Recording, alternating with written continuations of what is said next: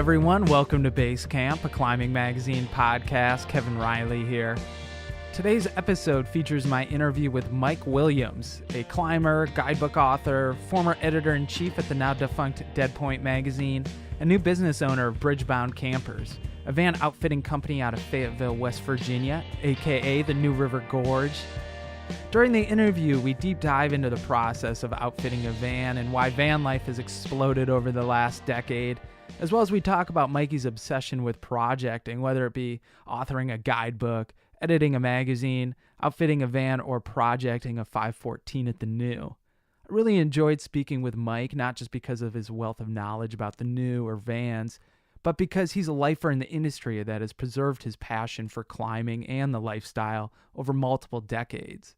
With climbing culture changing so rapidly, it's easy to get jaded or crusty over the years, but Mike seems to truly enjoy what he's doing. Who knows, maybe it's his fascination with projecting that keeps the sport and his career path fresh and exciting. So I hope you enjoy the chat, but first, a word from our sponsor. This episode is brought to you by the Access Fund. Did you know 1 in 5 climbing areas in the United States is threatened by an access issue? Whether it's private land lost to development, public land managers overregulating climbing, or climber impacts degrading the environment, the list of threats is long and constantly evolving. At Access Fund, they're on a mission to protect climbing access and the integrity of America's outdoor climbing areas. See how you can get involved at accessfund.org. Okay, here with Mike Williams. How are we doing today, Mike? I'm doing great. Good. So where are we right now? We're in Fayetteville. We're right downtown across from Cathedral Cafe. Yeah. We're in the Hard Rock Climbing Garage. Uh-huh. Yep. And this is also kind of the headquarters of your new business endeavor, Bridgebound Campers, correct? Yes. So how long have you been in this space? I've only been here a couple months. Okay. Back in early summer, probably came in here, and yeah, not too long. Yeah. So what made you want to work on vans? And it just kind of evolved, and I think 2 of my passions have been rock climbing and living in a van. Uh-huh. That's just how the past 20 years of my life have been. So you started living in a van 20 years ago? Yeah, pretty much. I graduated college in 2001, and then didn't pay rent for about 8 years after that. Yeah. And why did you move into a van? Did you have like a friend that was doing it? I mean, was it just out of necessity? I mean, climbers have been living in vans since the 60s and 70s. Sure.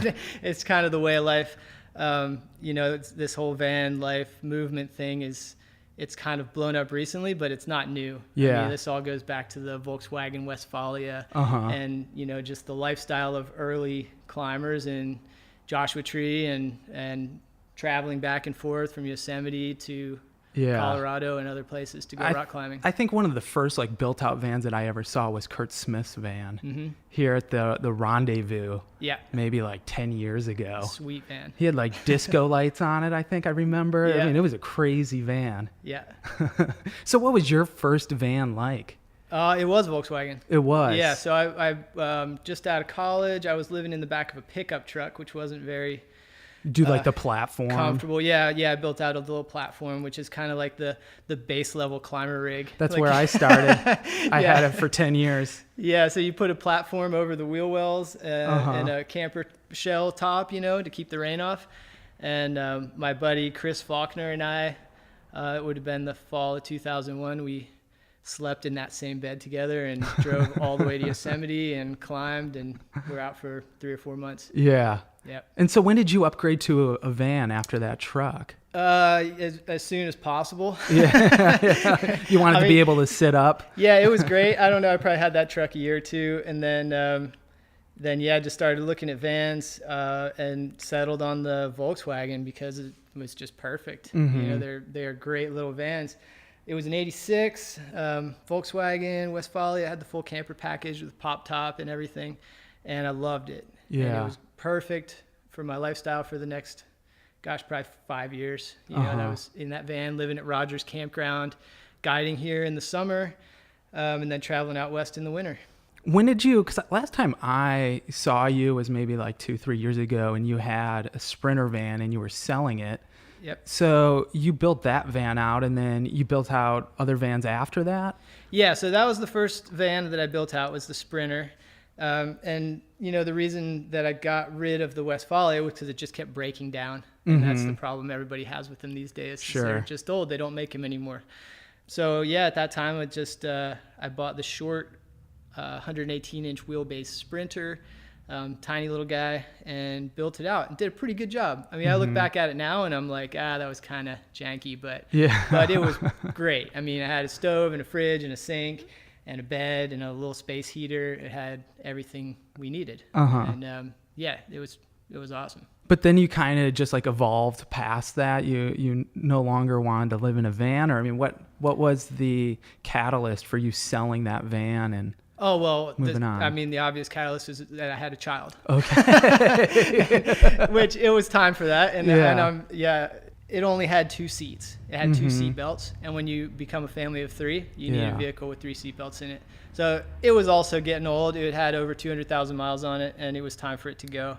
So now I travel when we travel, which is less often now, but I've got a Tacoma pickup truck with a 4-wheel camper shell in the back. Nice. And that's perfect for my lifestyle now. We travel less, so I can take the camper out, leave it at home. It's my daily driver, but you still put it in and do the long trips if you need to. It's not as comfortable as a van. No, yeah, I can imagine. Yeah. So, you didn't, move into a new van, but you started this company. Do you really enjoy the process of building out vans? I mean, why take this, step of actually creating a company around it? I mean, it like I said before, it just kind of evolved to this point. But I was good friend Brooks had a van, and he was traveling to Europe for the summer to tour. He's a stadium rigger. He was touring with Bjork, I think, that year. Okay. Or no, that was Phoenix. He was touring with Phoenix. Okay. And he was going to be gone for a long time. A great band. He had a van, and he was like, "Hey, man, I know you've done this stuff before. To your van, put in a fan and an electrical system," and I did that. And then shortly after that, another girl in town, this good friend, Alex Ritchie, she came to me, and she had a Chevy Express. And I did a full build out on that, and I did the best job I could out of my home garage. So this was like, I bought a couple new tools. I finally had a table saw. Yeah. And I did a pretty good job. I look back at that, and there's a lot of improvements that I've made since then in just a short time. The learning curve is really fast right now because I'm still relatively new. So, but I'm getting to the point where I'm like honing in on a fast and efficient and quality way to do things. Can you take me through some of that? Like, what are some of the things that you've learned through building out a number of vans? Oh, gosh. What are some mistakes you've made that you wouldn't make again, and some decisions that you now gravitate towards? I think one of the things I'm good at with this whole business is the design end of it, because I've got so much experience living in a van. So I get a lot of people that come to me and they're like, "Hey, I want to do this, and I want." Well, a lot of folks bring me a small van and say, "I want 4 seatbelts and sleeping for 4 and, a kitchen, and I got to store my kayaks and my mountain bikes." And you're like, "Okay, hold on, back up." Like, we're still dealing with a 12 by 6 foot space here. So you can't do all that. But as far as design, I sit down in every van and with every floor plan and just down to details of which way should this door open, and where should this drawer go? Is my knee going to be in the way when I'm sitting here? Like all those things that you may not notice with the end product when you just look at it. Yeah. But as you go to live in it, then you're like, wow, this is really ergonomic and everything is just designed perfectly. That's one of the things that I'm pretty happy about with each van. And I notice when I make a mistake, I'm like, oh, this light should have been 4 feet over here so that it can shine down inside this cabinet a little better. And you're like, Is it nerve-wracking working on the vans? I mean, working on someone else's vehicle? It is, yeah, because you want to make people happy, for sure. And the other thing is, when you're taking your jigsaw to the side of a sheet metal panel on a brand new, $30,000 vehicle, you're like, okay, measure twice, pick up the saw, put it down, measure again, and go through that process for quite a while, because you don't want yeah, you don't want to mess that up. Mm-hmm. Have there been any mess ups that have kept you up late at night? Anything so far, nothing that can't be corrected. Okay. We'll knock on wood for that one. Yeah, and that's just part of taking your time, you know. Sure. And with the important stuff, when you're cutting holes in the van, that irreversible stuff, you do it right the first time. What's your favorite part of the process? Is it the designing? Is it the build out? Is it seeing a completed product? Yeah, I actually enjoy each stage of it. And I think that's kind of, that's kind of my favorite thing about it, is that you transition from stage to stage. You know, like the first thing you do might be to put down the floor, and that's kind of boring, but then you got a day or two of insulation, and that's kind of fun. You know, and then, so can we talk about insulation for a second here? Because that's that's the part that drove me nuts, because I heard, you know, a dozen different ways that you could do insulation, and I ended up going with the recycled denim, and I did like a 1/2 inch of sound dampening board with some Luan on top of that. You know, I guess it's an okay situation for out west. Out here, it might not do as well because of the mold and you know, stuff like that. Denim's going to hold water if you ever get condensation against your exactly. Vegas. So it doesn't matter. That's where I'm. You know, I'm in Vegas and Colorado, so I don't have to worry about it too much. But you know, what's your preference on insulation? Well, yeah, like you said, we're alluding to is that insulation in a van is like the most debated topic in van building forums. Definitely. Everybody's got their own idea of what's best, and with a lot of those conversations, the one thing that people don't really take into consideration is cost. Okay. You know, you hear all these people like, oh, well, this 3M Thinsulate is the best, and you're like, okay, yeah, it is the best, but the materials are like $700 for my van. So what I'm doing right now is kind of the standard, is that I'm using foam board insulation. So polystyrene foam board with spray foam around the edges.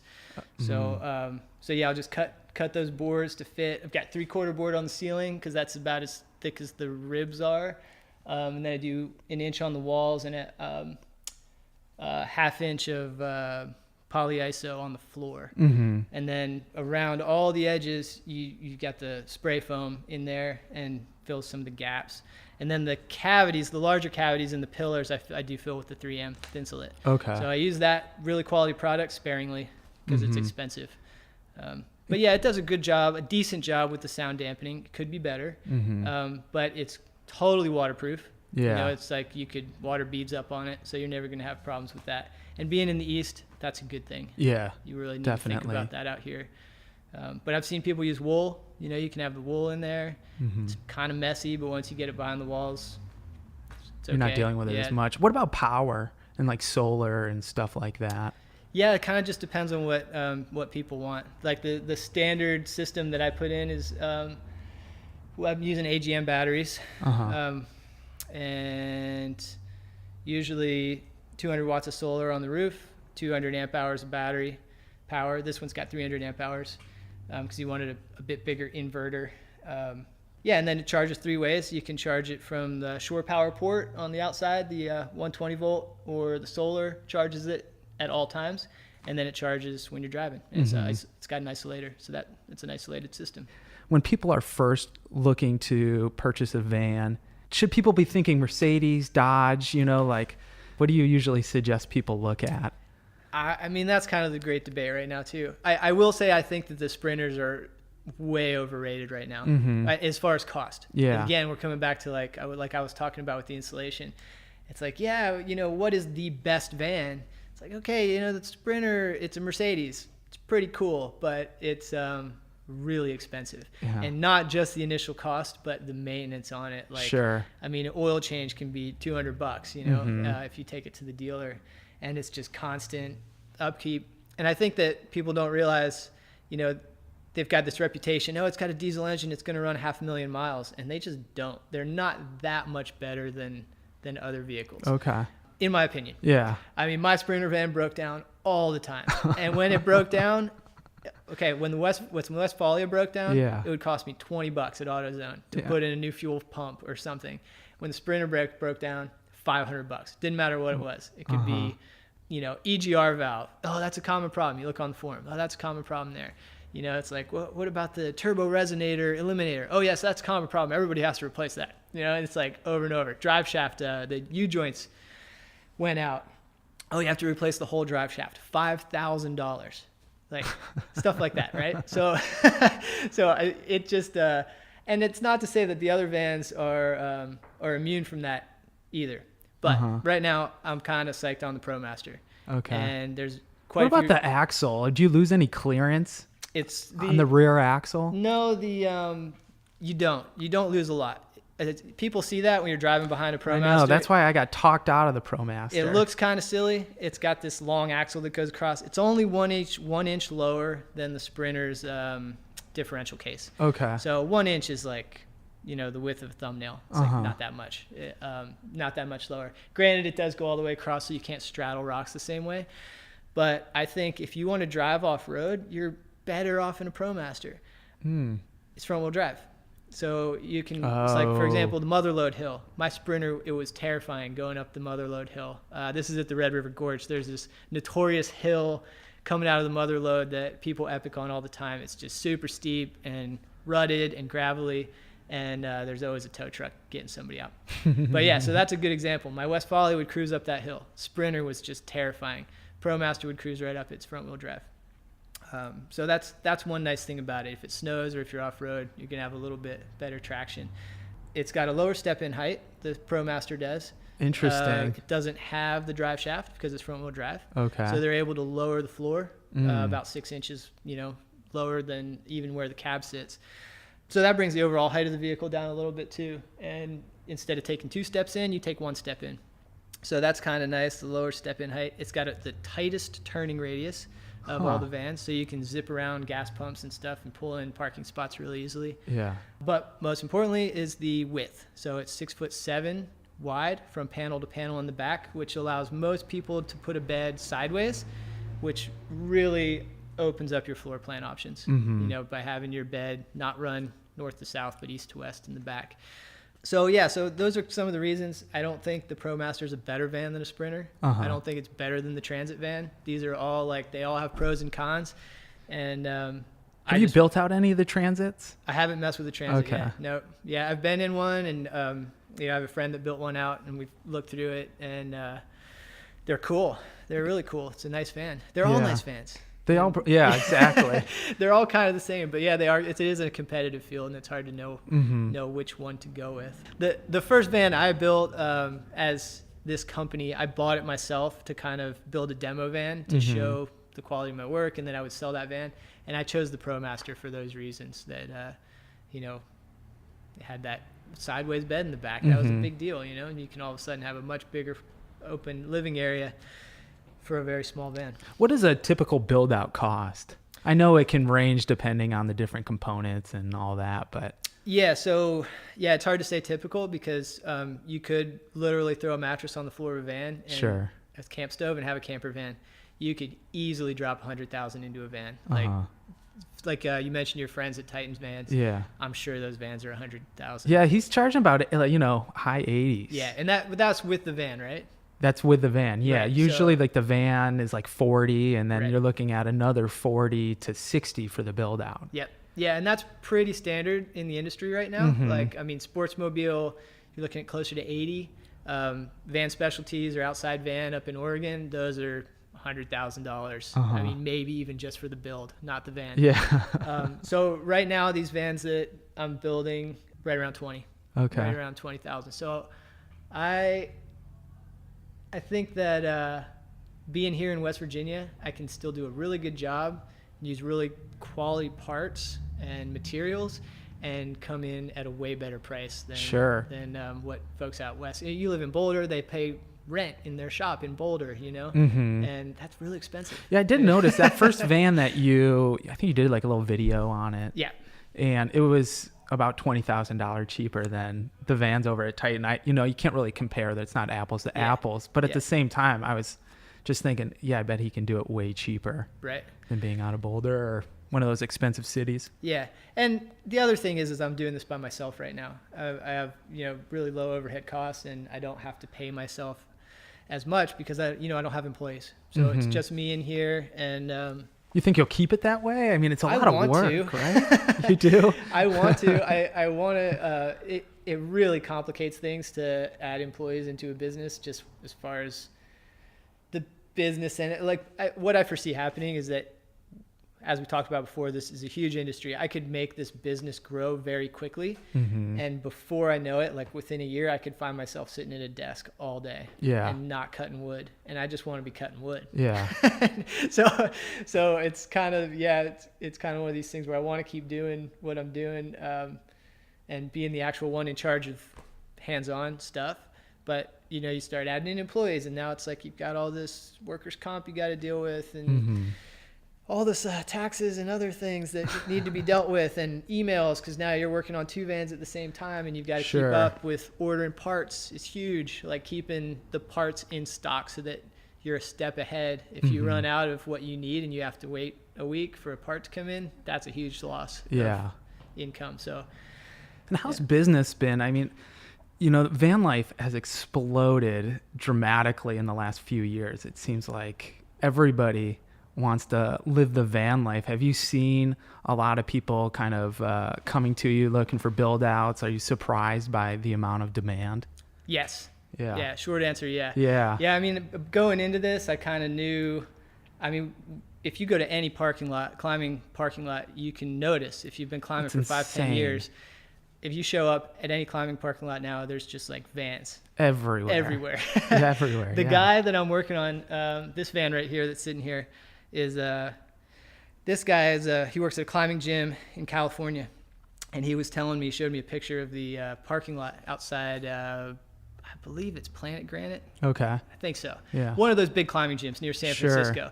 He points out all these vans. He says there's a dozen vans out here, sprinters. They're all like $80,000 vans. Yeah. These are people that live in their van.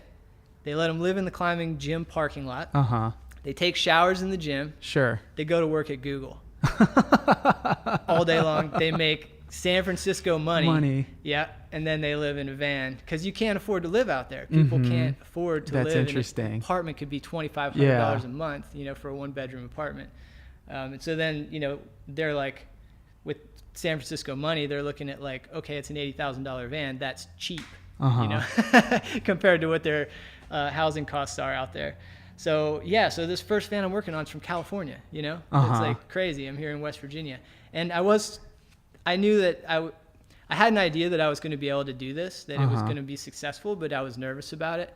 And immediately I was just overwhelmed. Like I've got work backed up. I have 4 vans in line, and I'm backed up into summer 2019. Sure. You have a buddy who works over at Titan Vans mm-hmm. out of Boulder. Cool. And they're just backed up. They're slammed, and they're just like you. They just started like 6 months ago, or maybe a little bit longer than that. But just the amount of demand, and they're doing vans from Texas. People mm-hmm. are coming from all over the country to get these build outs, and they want them right away. Yeah. Do you wonder why? I mean, you kind of alluded to it, the cost of living. I see it a lot in Boulder. A lot of people living out of their vans because they can't afford to live in Boulder. But do you think there's like other reasons why van life has gotten so popular? I mean, do you think it's maybe like the Alex Honnold effect, people seeing Honnold living out of his van? Yeah, I mean, that's been going on for a long time. We just have seen the growth of the climbing industry and just the outdoor recreation industry. I mean, we've seen that grow exponentially in the past 10 years. So certainly there's going to be more climbers that want to live that lifestyle. Sometimes I wonder if it's also like the gig economy. Like so many climbers also like want to be like freelance writers, photographers, videographers, and even beyond just like the climbing industry, like all like kind of outdoor lifestyle industries. People want to be able to travel and work. Right. And so I wonder if that is like one of the big reasons why people are living out of their vans. Yeah, I mean, that's one of the things is that, there's a lot more talk about like follow your dreams, you live your passion, that's so much more prevalent now than it was 20 years ago. And so, it's a way for people to do that. If you follow anything on Instagram, you're going to see that picture with the back doors of the van open and there's like a pretty girl sitting there drinking coffee. Yeah. I mean, it's cliched, but it's like you see it and you're like, yeah, I want that. I want to live like that. For sure. It looks great. I definitely think Instagram has played a big part in it.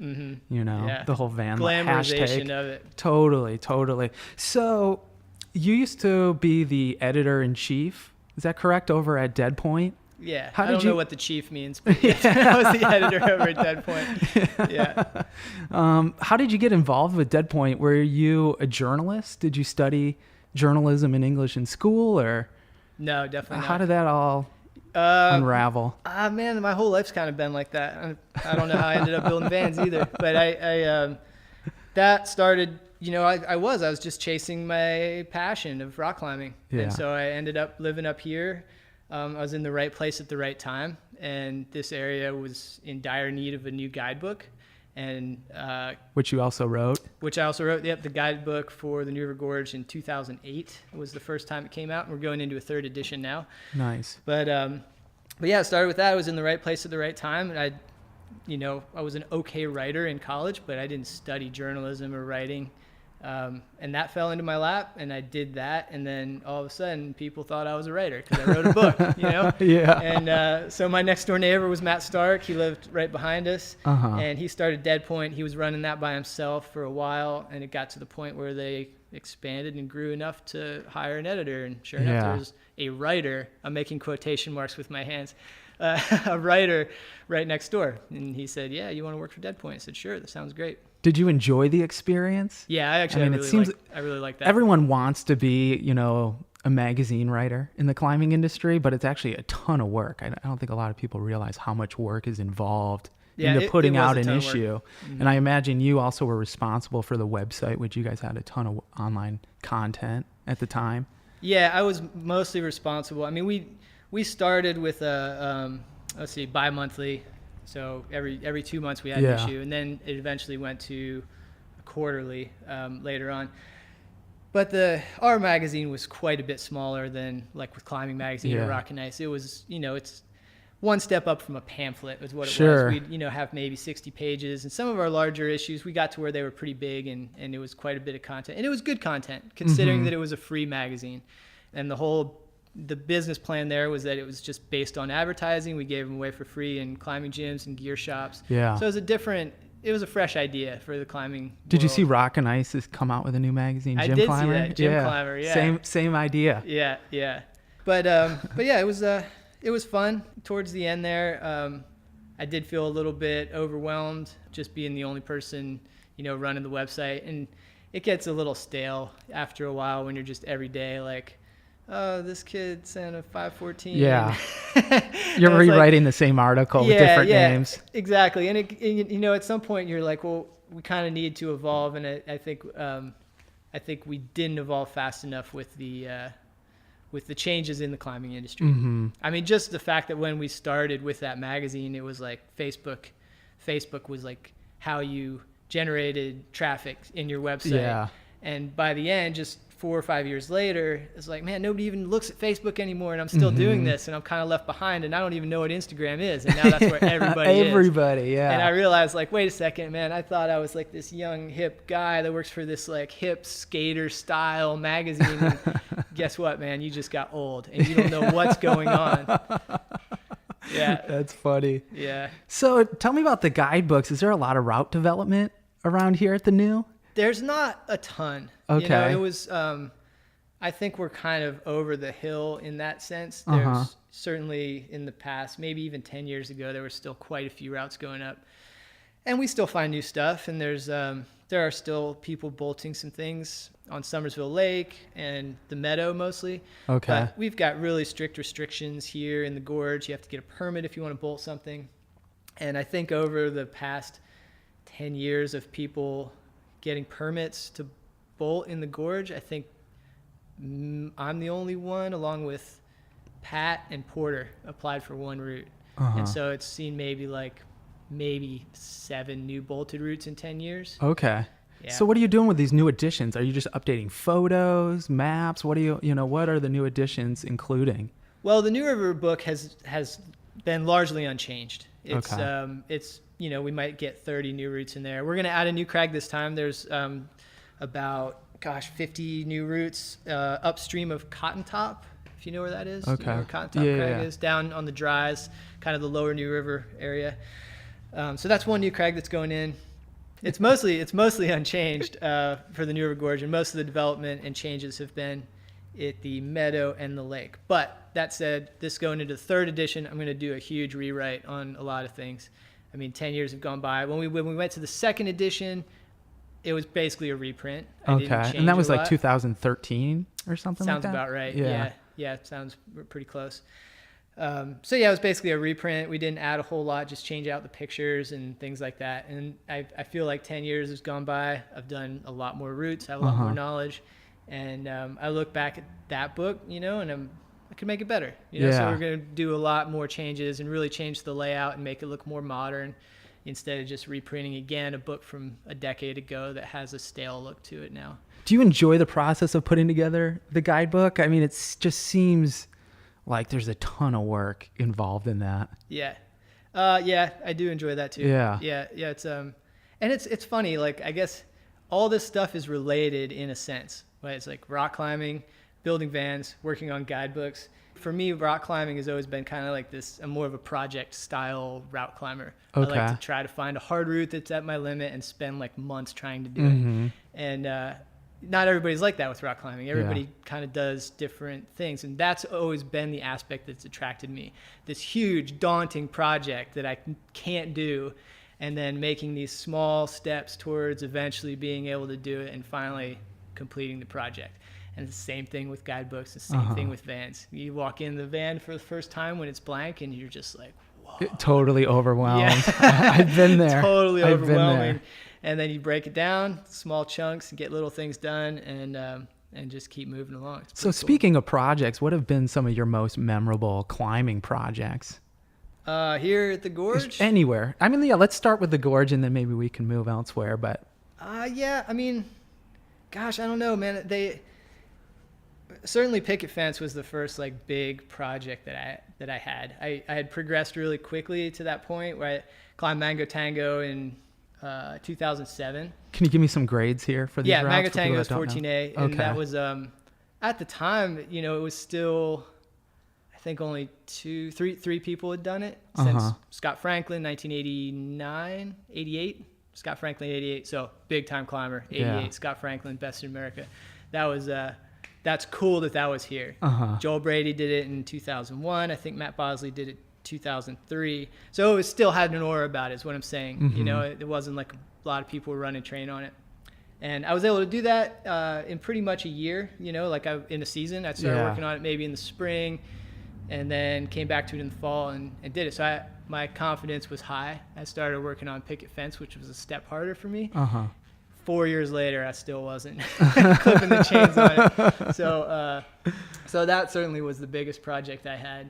But they've all been real special, And at the time, it's like when I was in that mentality of being really psyched on climbing, it's like the greatest thing in your world.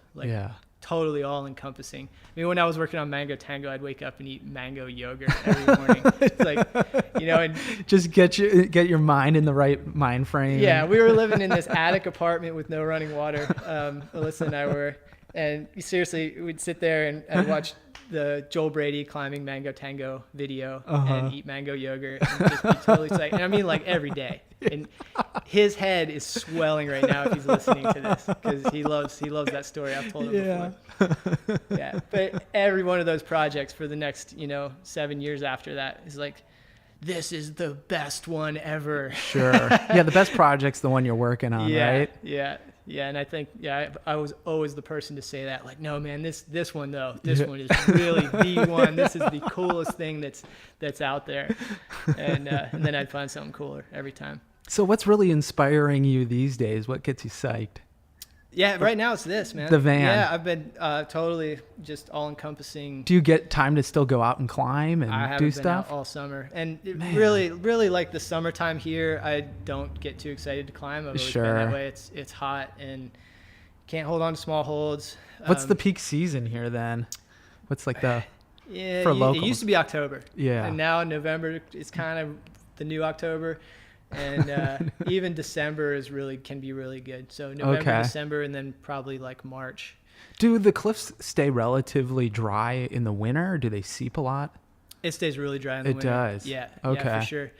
Because the air's a lot drier, Yeah. The cliffs are way wetter in the summer. If it rains and the humidity, everything, even if it's not visibly wet, it's just manky. Yeah. There's always humidity on the rock. And in the winter, it's like it could be raining, rain stops, rock's perfectly dry. So, yeah, winter for me is the season here. Okay, cool. Yeah. Where are you from originally? I was born in Virginia, but we moved around a lot. My dad was in the Navy, so I was born in Newport News, down in Virginia Beach area. What'd your mom do? She was a mom. Okay, yep, stay-at-home mom. Yeah. Yep, for as long as we were growing up. Yeah. So you moved around a lot. We moved around a lot. My dad worked for Westinghouse, which is a corporation, nuclear services division. So we moved Pittsburgh, California, South Carolina, back to Pittsburgh. Back to South Carolina, and at that point I was out of the house. And how did you start climbing? Who introduced you to rock climbing? Yeah, I'm one of those people, I'm going to use that cliched answer, but like I just always feel like I was a climber. And I really don't even remember when I started or how I started. I remember, like climbing trees and stuff like that. Yeah, I remember being a kid, climbing the hallways of my house and climbing trees in the backyard. I got a piece of rope at Home Depot and tied it to a 2x4, and I'd throw it through the crook of the tree and scamper up there.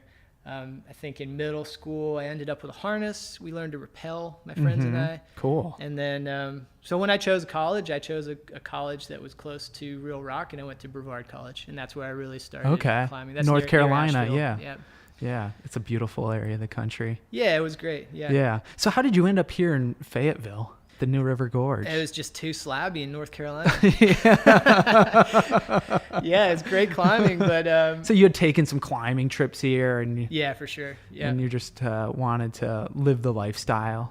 Yeah, I started coming up here from college and getting pumped and driving back to North Carolina, just like unable to hold the steering wheel, just thinking this is so awesome, so much better. You can actually fall, because in North Carolina you can't fall, you just immediately die. That's so true.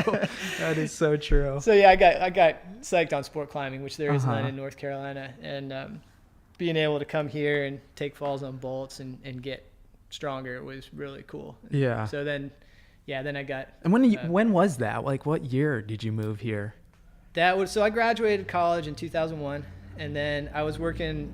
I majored in wilderness, leadership, and experiential education.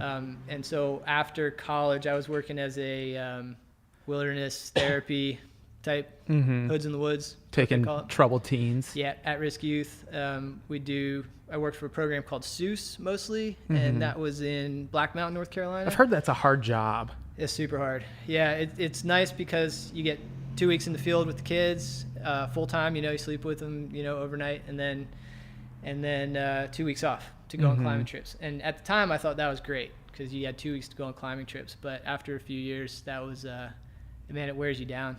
It's rough. Those kids are rough. Yeah. And it's a good job. It's rewarding, but at the same time, it's kind of the opposite of rewarding. It's just like wears you down. You're just giving yourself completely disappears for that 2 weeks. Sure. And you're just completely trying to work with these kids, and they're not appreciative or a lot of the times. So yeah, it's challenging. So have things changed here in Fayetteville since you first moved here? Or has it stayed relatively the same? It does kind of stay the same. It seems like it has. Yeah.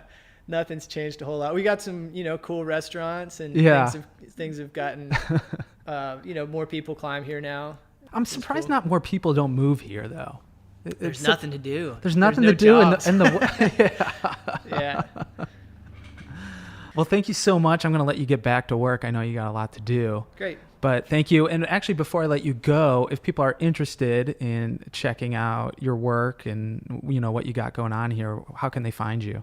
Yeah, so the website is called Bridge Bound Campers, like you're heading towards the bridge at the New River Gorge. And it's got all my contact info on there. You can shoot me an email. It's bridgeboundcampers@gmail.com. But I'd really love it if you just gave me a call and talked about vans, because I like talking to people. And nobody calls anymore. It's like I get text messages and emails, and I send back, please call me tomorrow. Yeah, so you don't have to spend an hour writing an email, yeah, exactly. which you could say in about 5 minutes. Yeah, so give me a call. My phone number's on that website. All right. Well, thank you so much, Mike. Appreciate it. Thank you. All right, that's the conclusion of the show. Want to thank Mike Williams for having me to his shop over there in Fayetteville, West Virginia. Today's theme music was provided by Small Houses at smallhouses.band. And if you've not done so already, please make sure to subscribe to the podcast at Apple Podcast or wherever you get your podcast. Thanks again for tuning in, and see you at the next Basecamp.